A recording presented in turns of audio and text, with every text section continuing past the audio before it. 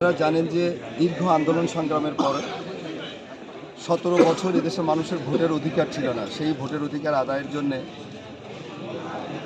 আমাদের মমতাময়ী মা বেগম খালেদা জিয়া, মরহুমা বেগম খালেদা জিয়া, উনি এখন মরহুমা হয়েছেন।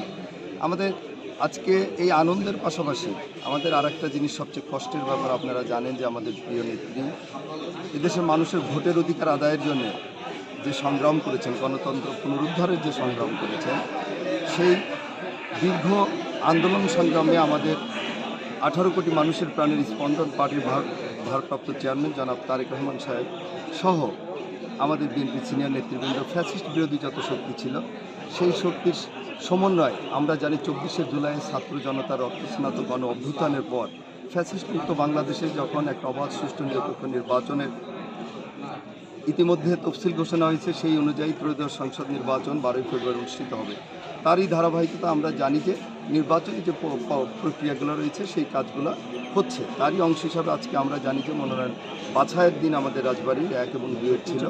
সেই জায়গা থেকে আমাদের মনোনয়ন বৈধ হলো। এটার জন্য দলের পক্ষ থেকে, আমাদের সবার পক্ষ থেকে আমরা আল্লাহ রাব্বুল আলামিনের কাছে কোটি কোটি শুকরিয়া এবং আমরা সবাইকে আন্তরিক শুভেচ্ছা অভিনন্দন মোবারকবাদ জানাচ্ছি। সেই সাথে আপনারা জানেন যে এই আমাদের মমতাময়ী মা উনি ইন্তেকাল করেছেন। আমরা আমাদের দলের পক্ষ থেকে আমাদের 7 দিনব্যাপী যে কর্মসূচি আগামী 5 তারিখে শেষ হবে। দেখতেই পাচ্ছেন যে আমাদের সবাই কিন্তু কালো ব্যাজ এখনও আমরা ধারণ করছি। আমরা প্রত্যেক দিন আমরা কোরআন খতম করাচ্ছি সব জায়গায়।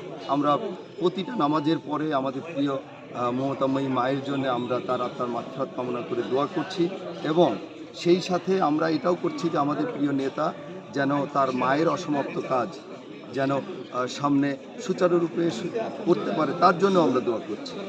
আর আরেকটা কথা আপনারা যেটা বললেন যে নির্বাচন যেহেতু ইনশাল্লাহ এখন প্রক্রিয়া শুরু হয়েছে, আমরা সেই জায়গায় রাজবাড়ী, আপনারা জানেন যে রাজবাড়ী জেলাটাই একেবারে বিএনপি উপর, এখানে বিএনপির নেতাকর্মীরা মুখিয়ে আছে।